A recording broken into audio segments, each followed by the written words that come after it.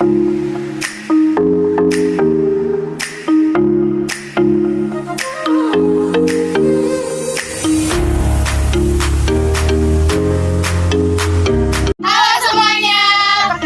nama saya Irfan Rahma.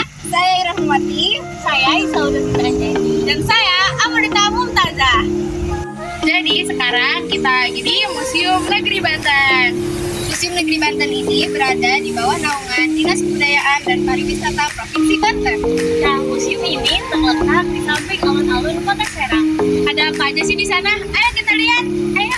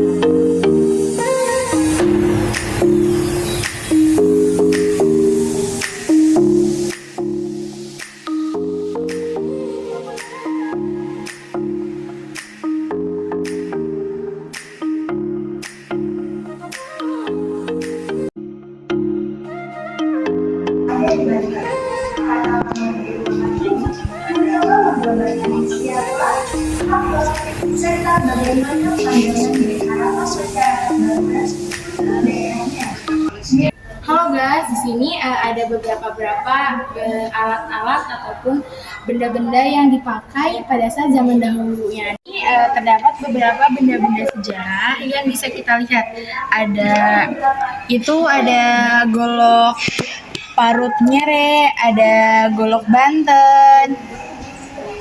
Ini juga terdapat beberapa benda-benda bersejarah atau senjata-senjata yang dipakai pada zaman dahulu.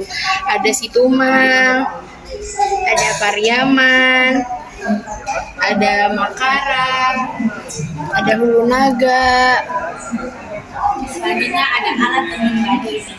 Di sini alat tenun untuk memintai dari kapas menjadi benang dengan proses pemintaian tradisional telah menghasilkan tekstur khas tenun baduy.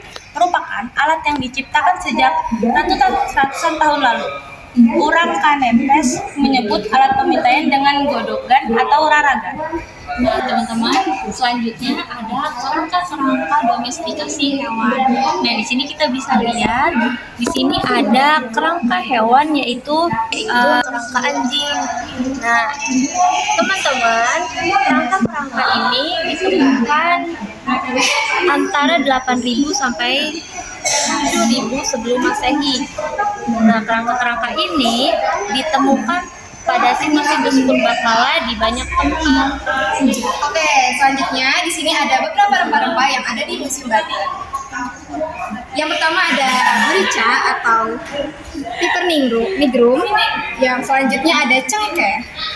Lalu ada jahe atau ginger original.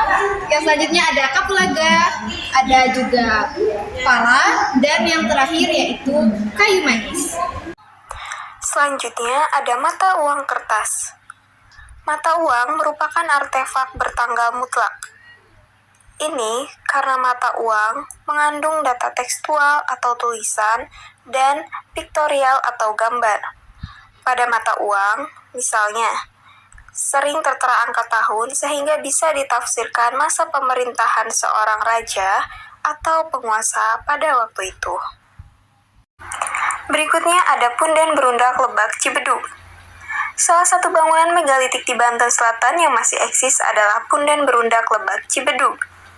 Punden berundak yang saling bersusun satu sama lain. Semakin ke atas bentuknya, makin mengecil. Sekilas, punden berundak adalah replika dari bentuk gunung, di mana ketika itu gunung dianggap sebagai tempat bersemayam arwah yang abadi, sehingga dipandang sebagai gunung suci. Keberadaan punden berundak dalam proses persebaran kebudayaan megalitik digolongkan ke dalam kategori megalitik tua yang diperkirakan berusia antara 2.500 sampai 1.500 tahun sebelum Masehi dan dimasukkan ke dalam periode Neolitik. R. van Heyne Gelden dan Kurt Walsh menyatakan bahwa tradisi megalitik ikut menentukan bentuk susunan candi-candi di Indonesia. Punden Berundak Lebak Cipedug merupakan salah satu hasil karya masterpiece pada masa prasejarah fase peradaban megalitik. Situs ini dipandang sebagai punden terbesar di Asia Tenggara, sedangkan punden terluas adalah yang terdapat di Kabupaten Cianjur, Jawa Barat, yakni Punden Berundak Gunung Padang yang baru-baru ini menghebohkan karena diduga sebagai bangunan piramid yang akan mengalahkan penemuan piramida di Mesir. Selanjutnya yaitu karang atau organisme akuatik. Manusia sejak periode prasejarah hingga masa sekarang cenderung memanfaatkan sumber daya alam terdekat yang disediakan oleh lingkungannya, termasuk pemanfaatan biota laut sebagai penunjang kebutuhan hidup diketahui telah berlangsung sejak dahulu kala. Karang yang merupakan bagian dari organisme akuatik yang hidup di laut banyak dipergunakan sebagai material pembuatan peralatan maupun dipakai sebagai bahan dasar bangunan. Karang tersebut umumnya dibentuk menjadi balok-balok dengan ukuran tertentu atau bongkahan tanpa ukuran pasti yang disusun hingga menjadi dinding.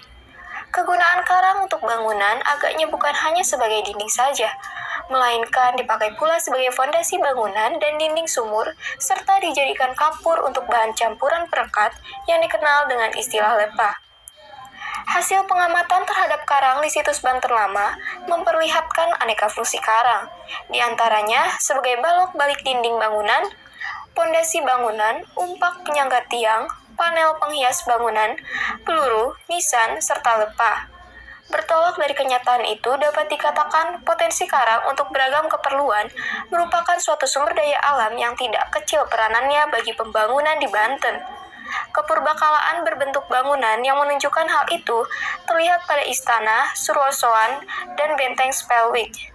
Kedua bangunan tersebut memanfaatkan karang sebagai dinding utama bersama campuran balok-balok batu serta bata.